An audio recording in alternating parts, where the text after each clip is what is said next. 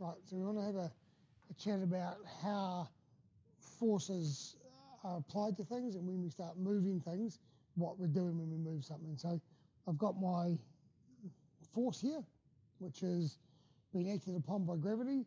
So how much is the force here? If I hold this, let's say that this is 750 mils. Let's say this is 0.7 of a kilogram. So my mass that I'm going to work with is 0.7 of a kilogram.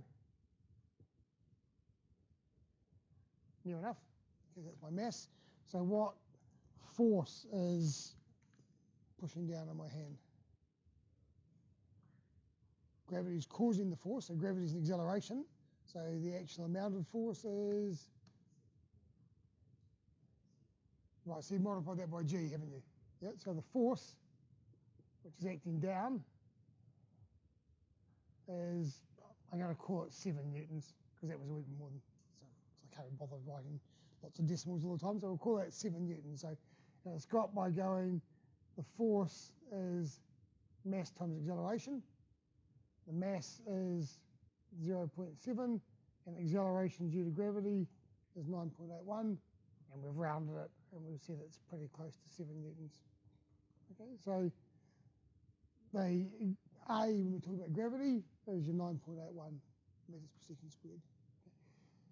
Okay. That formula, you'll also see weight is mg, because it's such a special case of it that you get a whole formula just for dealing with gravity. Okay, so weight is mass times acceleration, is a special case of force is mass times acceleration. Question?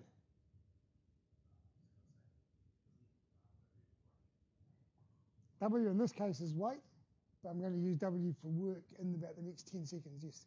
So W can be work as well. So here though, I'm talking about weight. So by context, mass times gravity is weight. Yeah? Okay, so we've got a force acting down of 7 newtons pushing down on my hand. Okay? So that's got 7 newtons pushing down on the table, and now there's 7 newtons pushing down on the chair, and because of Newton's third law, the chair is pushing back up with 7 newtons. Now the desk's pushing back up with 7 newtons, and the chair's not pushing. Oh, now the chair's pushing back up with 7 newtons, if the desk isn't. Okay? So once the things are in contact, then the one that's doing the supporting has got to be providing the reaction force. Okay, so the big question is, what's the difference between that and that? It's higher. That's the big difference, isn't it? Is that one's higher than the other? So what's happened to get it higher, or what's the difference about it being higher? What's anything special about it being higher? I lifted it. Okay, so what did I do to go from here to here? A bit of work. Okay, it's exactly that's the word we use. Okay, so to get it from here to here, I did some work.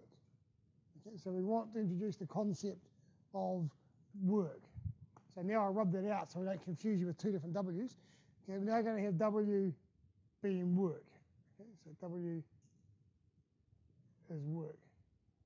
Okay, and what things affect how much work I've done? So if I'm lifting something, what factors affect how much work I'm doing? Let's think about it. The distance, so the further I lift it, the more work I'm doing. So distance is definitely part of the issue, the thing. And, well, is it mass exactly?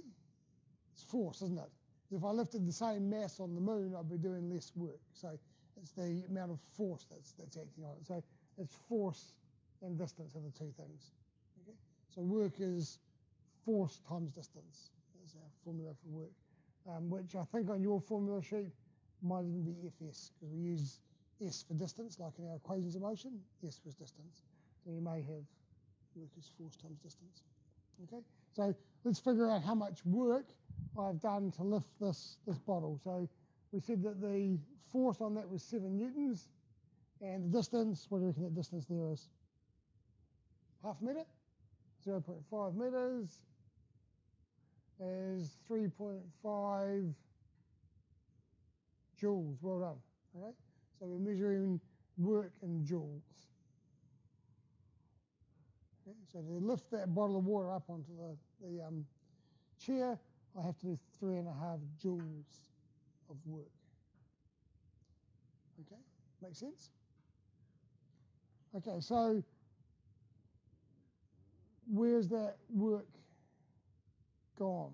Can I get that back? I've done that work. Is there anything I can get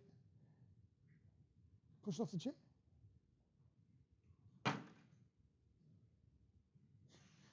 Okay, it worked. So it did something, and we heard there was a bit of noise. It's probably a little bit warmer than it was before. It's still pretty cold, but it would have warmed up slightly when it hit that. And it was, yeah. So was that work coming back down, or power? We'll come to power. Hold the power cool. What's different about where it is there compared to where it is there? Apart from that, I've done work to get it there. It has potential energy. Okay, so when it's up here, it's got more energy, and it can give that energy out, like so. Okay, it makes a loud noise, which is also coming out as energy. So I've put work in, but then that work is saved as energy. Okay, so the extra energy it's got when it's up here is equal to the amount of work I did. So when it's up, the energy is the same as the energy it's got down the bottom, plus the extra 3.5 joules.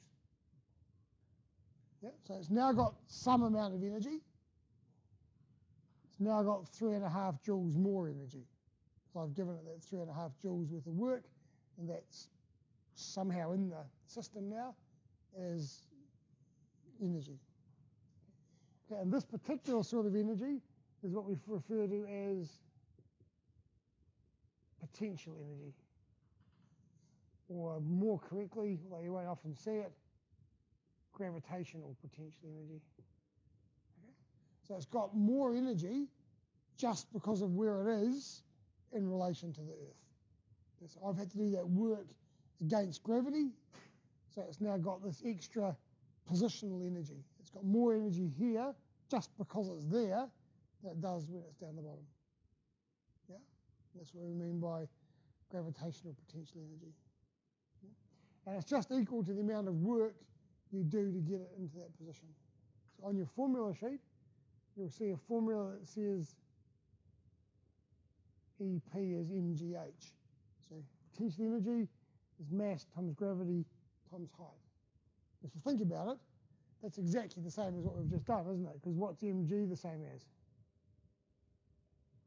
Force. And what's h in this case? Yeah, no, it's a distance. It's the distance we're moving against. So force times distance, it's exactly the same thing. So this formula is just a special case of how much work I've had to do to shift the height. And that's what we mean by potential energy. Okay, so potential energy is energy, but it's basically stored work. When you do some work against gravity, then that body has this extra energy at the end of the day. Okay, so potential energy. Units for energy is going to be